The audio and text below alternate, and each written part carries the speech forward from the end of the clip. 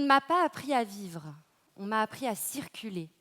Et ce matin, mon propre miroir a fini par m'oublier. J'y ai vu une inconnue, un matricule, une menace, une femme aux pas de plomb qui ne laisse aucune trace. Elle a le regard sec, l'âme en ordre, le cœur froid.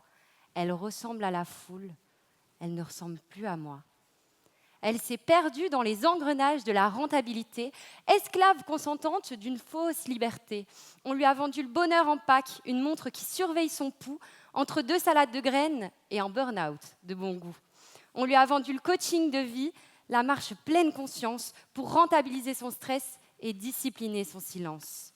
On l'a sommée de courir pour ne pas perdre la face. Si elle ne transpire pas sa réussite, elle n'a juste plus sa place.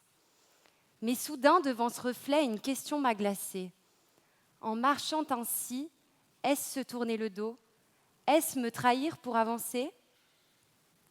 On nous a mis sur les rails et bétonné l'esprit pour que jamais l'étincelle n'en sorte avec un cri. On nous impose la cadence, ce métronome invisible qui transforme nos rêves en une cible prévisible. On avance en silence, bien rangé, bien cadré, dans le couloir étroit des destins préparés.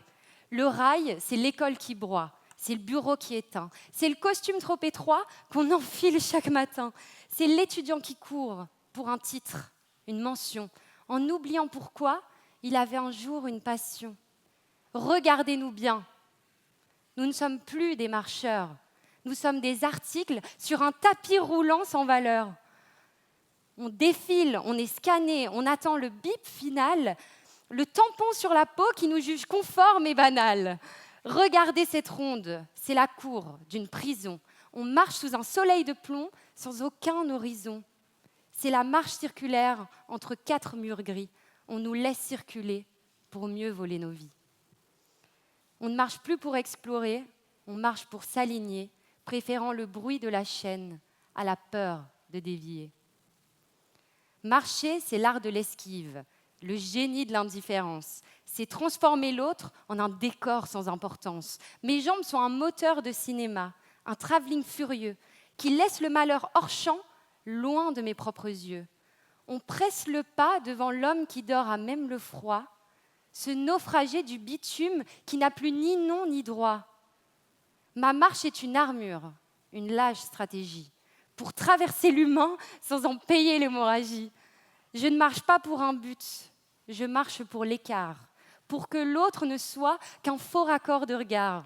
M'arrêter enfin, c'est briser ma propre fiction, c'est laisser le réel entrer par effraction. Et écoutez bien ma question, marcher est-ce se tourner le dos? Ce, c'est le Met Gala des aveugles, une mise en scène, une fashion week de luxe sur une terre qui saigne. On nous vend les lumières, les droits, la liberté, pendant que l'Occident, lui, marche sur toute l'humanité. On défile à la chaîne, mannequin d'un système qui nous vend de la haine sous des habits couleur crème. On s'asperge de Chanel, parfum Coco Labo, pour masquer l'odeur du sang sous ce si joli logo. Hier avec l'allemand, aujourd'hui sur les décombres. On fait briller le luxe en écrasant les ombres. Ici, on marche pour consommer. Là-bas, on marche pour survivre. Sous les bombes de phosphore qui brûlent ceux qui s'enivrent. À Gaza, en RDC, sous le feu et l'effroi, on piétine des vies en invoquant notre bon droit.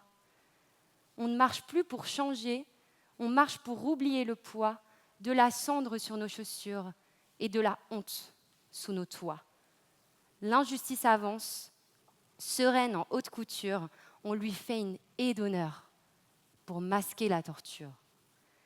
Oublier Rimbaud et sa fausse légende. Il ne marchait pas pour une cause grande. C'était un fouillard, un homme à l'écart, cherchant dans l'exil son dernier faux départ. Il a trouvé la paix au moment de l'arrêt, quand le corps s'immobilise et que l'âme est au vrai. Si marcher vers l'avant, c'est se tourner le dos, alors s'arrêter et faire marche arrière, c'est enfin briser le caveau. Mon adversaire vous vend la route? Invoquez donc Prévert et sa lessive infâme où le monde se perd. Il cite « Oh, la terrible et surprenante odeur de viande qui meurt !» Moi je dis « C'est le parfum glacé d'un homme sans cœur. » Cet honnête gentilhomme au regard régulier marche sur les vivants pour lustrer son soulier. la marche et son tambour, son cycle de lavage pour que le rouge s'efface au fil du paysage. Il prône l'effort, mais quel gâchis de foi! Rappelez-vous les barons et leurs nobles lois. Il marche à découvert, son crédit est fini, son podomètre implose et son âme est punie.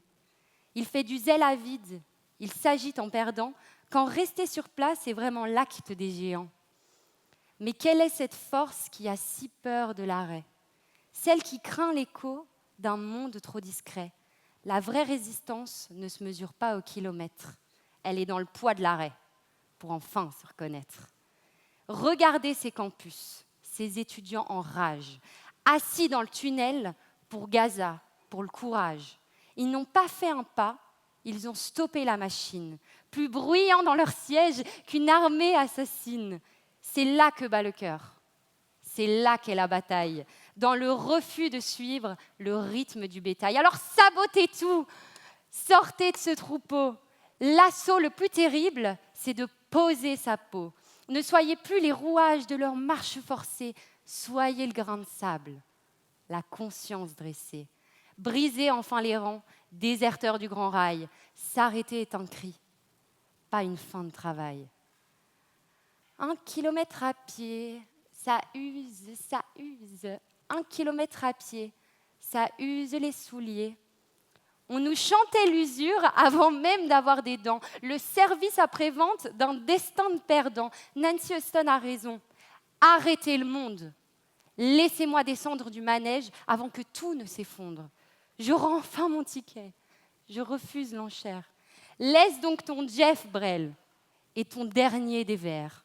Ta valse à 1000 temps, c'est une aliénation, une sueur de façade, une pure accélération. Laisse-le là, ton Jeff. Laisse-le sur le trottoir. Ne le relève pas pour un semblant d'espoir. Viens t'asseoir un moment. Il faut qu'on se regarde. Il faut qu'on se l'avoue, Jacques. Qu'on baisse la garde. Et après, apprenons un seul pas, une danse qui nous justifie, qui nous donne le droit d'habiter notre vie. Apprenons à flâner, apprenons à rire enfin, pour ne pas que ce soit bête de n'avoir rien su se dire. Faisons quelque chose pour que ce ne soit plus vain, d'être encore debout quand tant d'autres se sont éteints. On ne circulera plus, on habitera le sol. Chaque pas sera un choix et non plus un protocole.